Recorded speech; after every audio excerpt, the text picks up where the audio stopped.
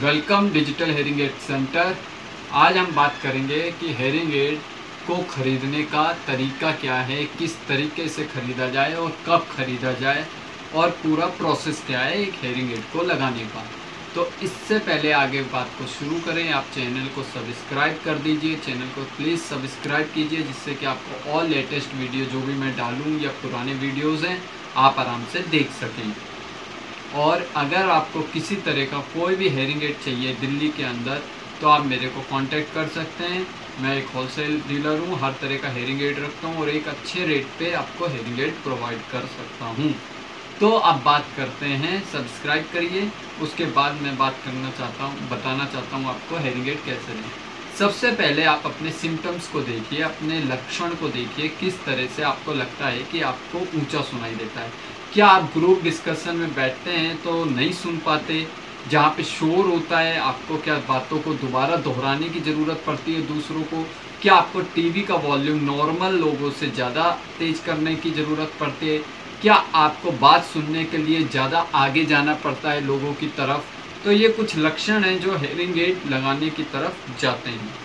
तो बात करते हैं, अगर आपको ये सब लक्षण हैं, आप मेरी बातों को दोहराते हैं, आपको हल्की आवाज़ें नहीं सुनाई देती, तो आप सबसे पहले एक ईएनटी डॉक्टर, जो नाक कान गले के डॉक्टर होते हैं, उनके पास जाएंगे। वो डॉक्टर्स आपका कान को डायग्नोस करेंगे, आपके ईयर को डायग्नोस करेंगे, आपके ईयर ड्रम पर्दे को देखेंगे कहीं कोई दिक्कत तो नहीं है, कोई इन्फेक्शन तो नहीं है कि आपका वो मेडिसिन से ही ठीक हो सकता हो। ज़रूरी नहीं है आपको हेयरिंग एड ही डायरेक्ट लग जाए। डॉक्टर आपको बताएगा, कुछ मेडिसिन रिकमेंड करेगा 10 दिन की, वीक की, 15 दिन की। शायद आपको कोई इन्फेक्शन, वायरल इन्फेक्शन वगैरह हो गया, उसकी वजह से सडन ऊंचा सुनाई दे सकता है।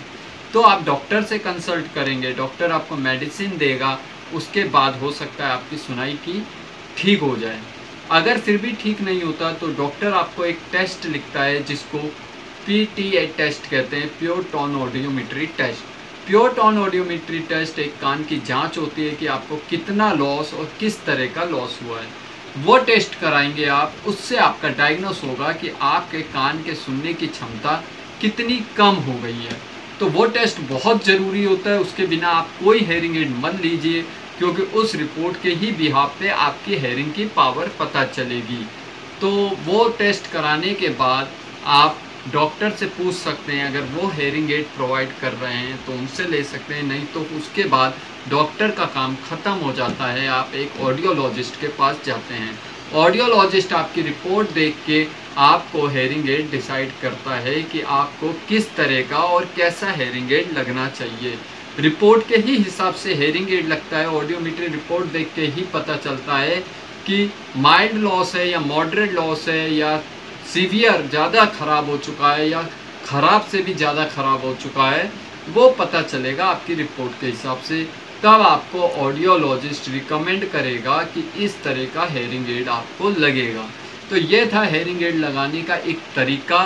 डायग्नोस होने के बाद हेयरिंग एड कैसे ख़रीदें वो आपकी मर्जी होती है कि आप रिचार्जेबल ख़रीदें कि बजट में ख़रीदें कि महंगा ख़रीदें कि फ़ीचर्स और होने चाहिए, वो रिपोर्ट के बाद ही डिसाइड होगा। तो आप इस तरह से हेयरिंग एड ले सकते हैं। और अगर आप दिल्ली से हैं, आ सकते हैं, तो आप मेरे ऑफिस में आ सकते हैं हेयरिंग एड लेने के लिए और एक अच्छे रेट पे हेयरिंग एड प्रोवाइड करा सकता हूँ। Thank you so much. Channel को सब्सक्राइब कीजिए। धन्यवाद।